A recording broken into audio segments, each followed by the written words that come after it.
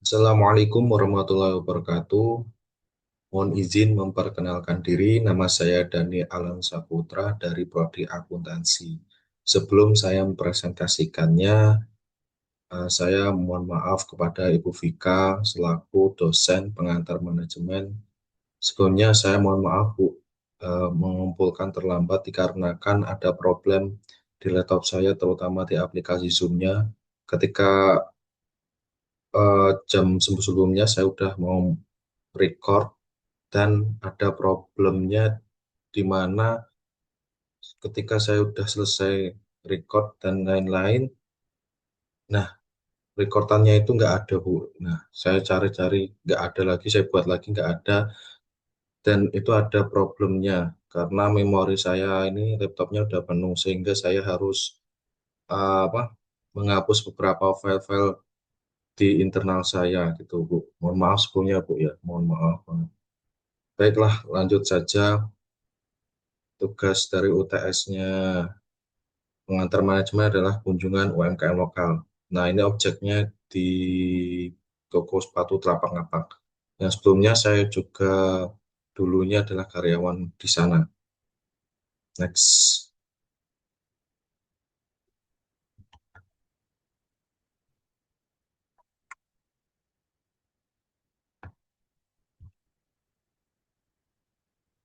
Oke, untuk pembahasan yang pertama adalah apa satu keputusan manajemen harian yang paling menentukan jalannya usaha tersebut. Apa satu keputusan manajerial harian yang paling menentukan jalannya usaha tersebut. Oke, langsung saya jawab di sini karena sudah observasi dulu-dulunya. Satu keputusan harian paling menentukan adalah mengatur stok. Nah, kenapa mengatur stok ini sangat penting? Karena ada pelanggan mau nyari misal sepatu ini itu, nah kita nggak ada gitu. Sehingga apa? Mengubah pelanggan itu untuk mencari yang lain gitu. Dalam artian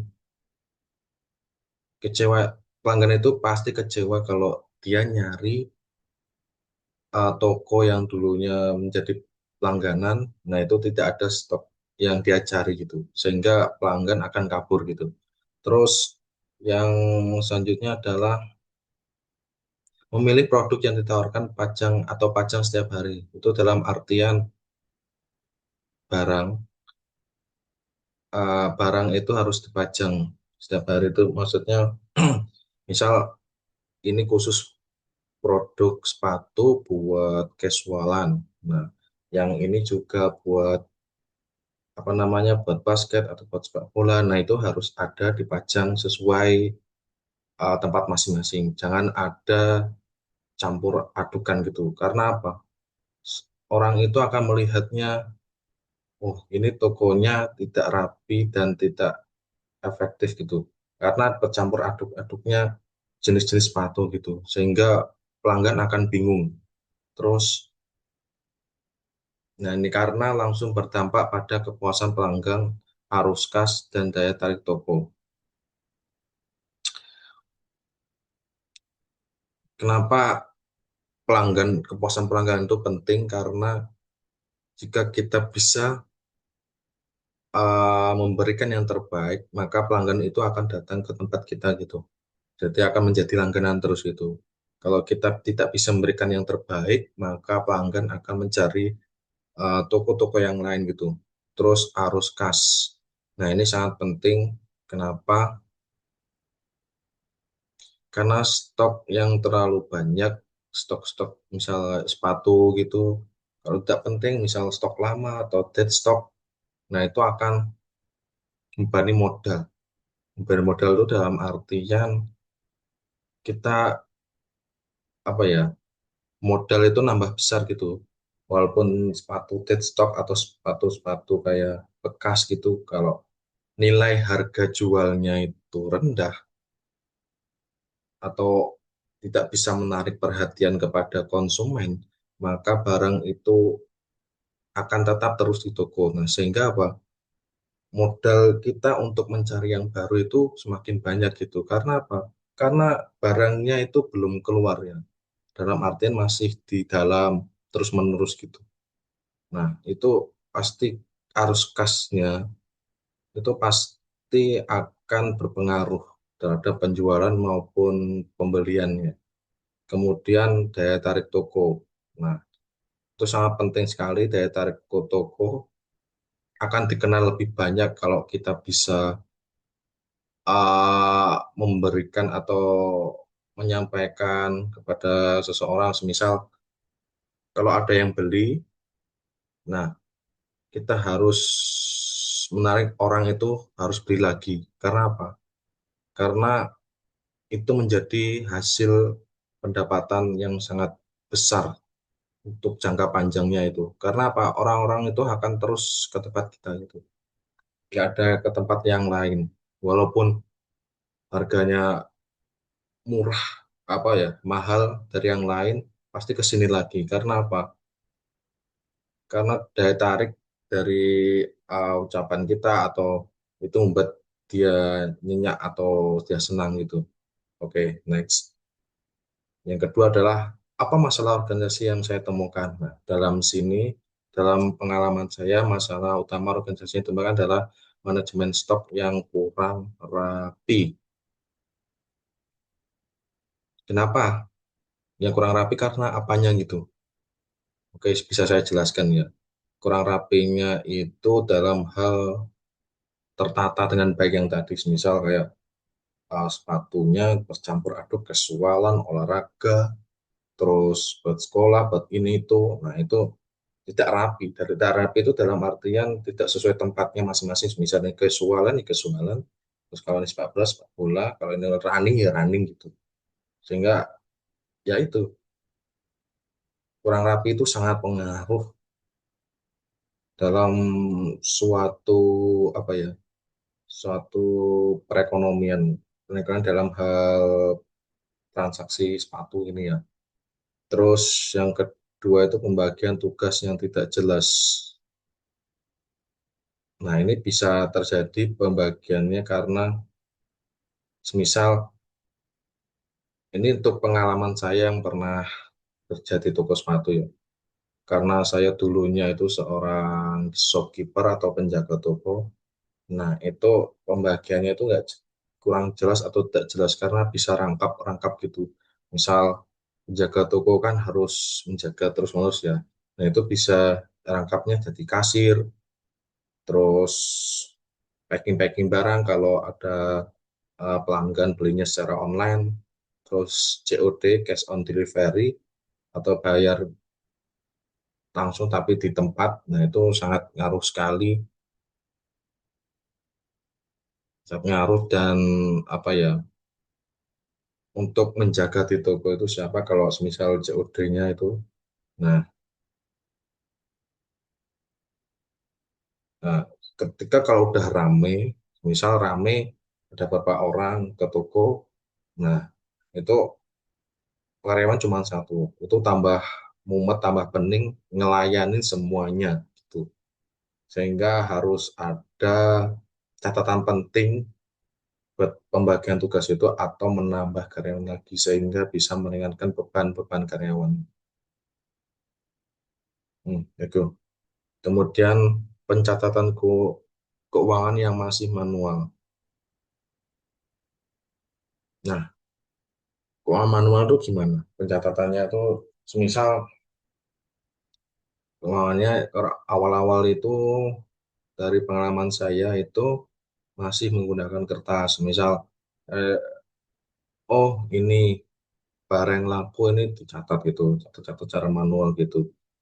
Kalau menurutku itu kurang efisien dan kurang apa ya, kurang modern gitu. Seharusnya ada layanan yang khusus untuk mencatatkan keuangan. Misal kayak aplikasi apa namanya itu lupa, misal warung, nah itu misal orang-orang mau beli, nah pencet yang ini, nah otomatis ada nama barang sepatu, harga jual dan lain-lain dan itu bisa masuk riwayat riwayat apa namanya pembelian, riwayat penjualan. Nah, itu bisa masuk dan menjadi menjadi apa namanya? Menjadi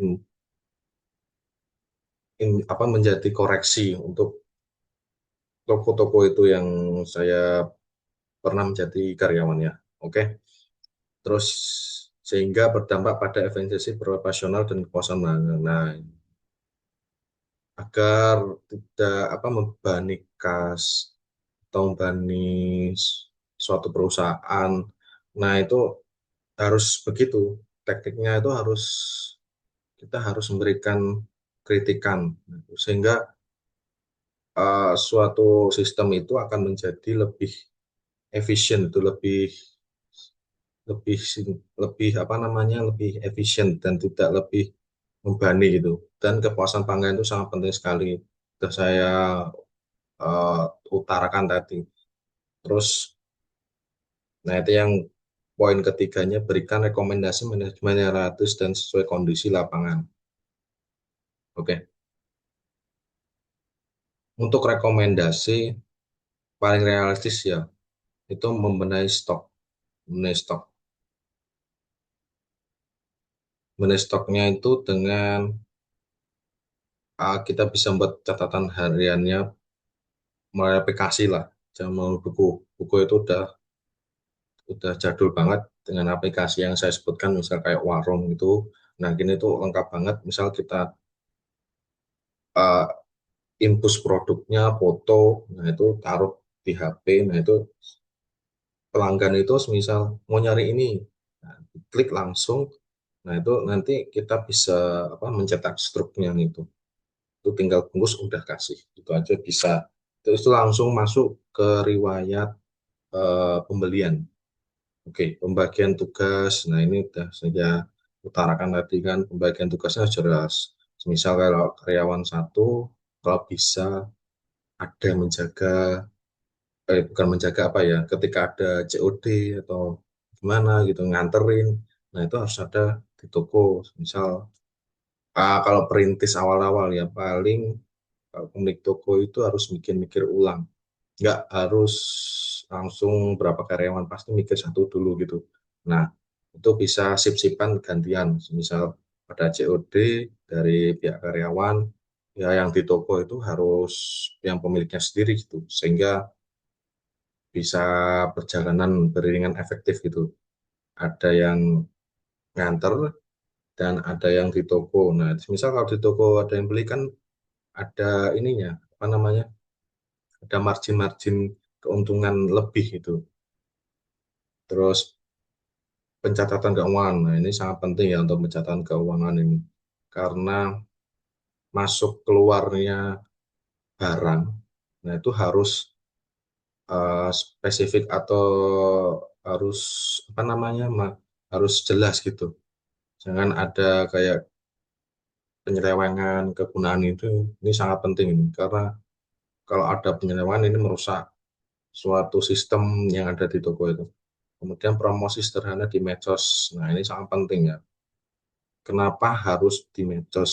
Karena zaman sekarang itu kita harus jemput bola, bukan lagi harus di toko. Karena kita nggak bisa mengandalkan di toko terus menunggu, itu nggak bisa. Harus jemput bola gitu.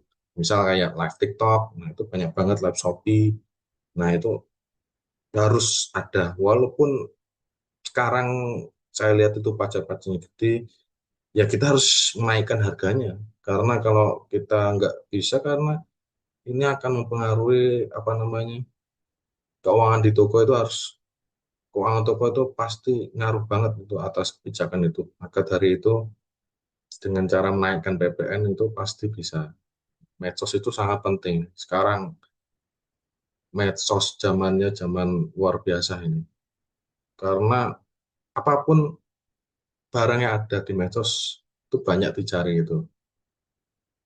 Oke, kemudian langkah ini tidak membutuhkan modal besar. Oke, tidak membutuhkan misal modal besar seperti itu karena online. Online itu mudah gitu. Tanpa ada beban-beban operasional yang lain gitu. Nggak, nggak terlalu banyak gitu. Tetapi langsung berdampak pada efisiensi operasional dan kepuasan pelanggan. Nah, ini efisiensinya lebih hemat, lebih ringan gitu tanpa membebani operasional di toko dan kepuasan pelanggan. Karena pelanggan itu akan, misal pelanggan itu akan senang ya. Misal kalau Shopee kita nyari produknya, terus kita pencet pesan. Nah, itu kita tunggu sampai di rumah gitu, tanpa harus kita ke toko. Misal, misal Surabaya, nah ini di Jogja, nggak harus ke tokonya langsung. Nah, dengan cara apa? Dengan cara kita DM atau pesan singkat ke ininya, ke tokonya. Nah, kita minta apa? Minta barangnya kayak gimana, sepatunya, terus kalau bisa di videonya biar lebih tenang dan lebih mantap di hati gitu. Sehingga tidak ada keraguan sama sekali. Aja.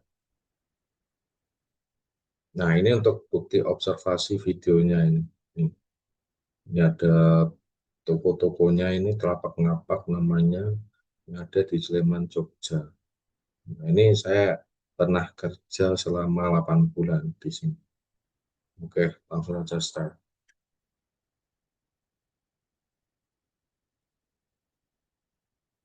Nah, ini barang-barangnya keseluruhan dari Samba, Adidas, New Balance ada di sana.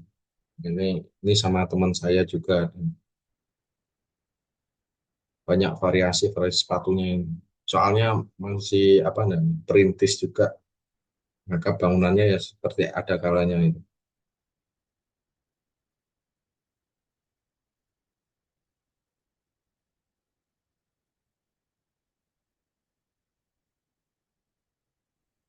Ini Bu, untuk nah ini yang ownernya ada di sana, kita foto bareng itu. Sudah selesai video yang ditampilkan untuk selanjutnya. Terima kasih. Baik, sekian presentasi dari saya mengenai tugas UTS Manajemen UMKM Lokal. Sebelumnya saya mohon maaf Bu Vika karena harus mengirimnya secara terlambat ya. Mohon maaf karena ada problem-problem yang tadi yang saya sebutkan di awal presentasi. Saya mohon sebesar-besarnya mohon maaf ya Bu ya. Baik, cukup sekian presentasi dari saya. Kalau ada kata-kata atau kurang berkenan di hati Ibu atau semuanya, saya mohon maaf. Wassalamualaikum warahmatullahi wabarakatuh.